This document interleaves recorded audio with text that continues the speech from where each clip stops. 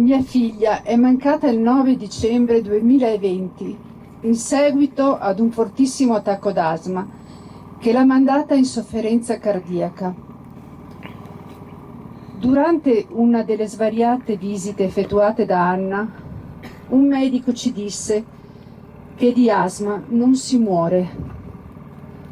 Ora a quel medico, noi genitori, vorremmo gridare tutto il nostro dolore. Mi domando perché una struttura così importante come l'Istituto di Misurina, dove parecchi bambini e ragazzi hanno trovato beneficio, debba chiudere.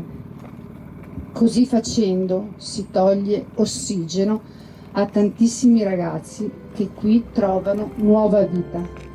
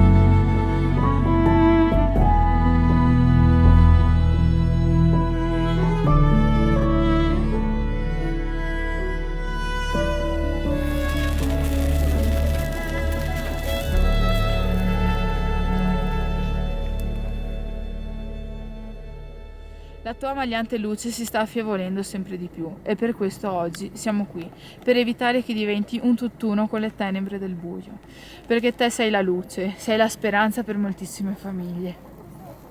Chi ti conosce sa quanto vali e chi non ti conosce sono sicura che avrebbe fatto i salti mortali per essere curati da te. È proprio a loro che in questi anni abbiamo puntato, a farti conoscere all'Italia intera. Perché, anche se l'asma è sempre stata sottovalutata, purtroppo di asma si muore. Noi non possiamo fare molto. L'unica cosa è stringerci insieme, ancora una volta, in questo lungo abbraccio attorno a te, con la speranza che qualcuno lì fuori capisca la vera importanza, capisca quanto tu sia unico e fondamentale. Con questo segno noi stiamo testimoniando alle istituzioni che le famiglie sono qui, aperte al dialogo, speranzose che qualcuno riesca a trovare una soluzione per farti aprire il prima possibile, perché di asma non si deve morire. A te, Anna, vanno i pensieri miei più intimi. Nessuno muore finché vive nel cuore di chi resta.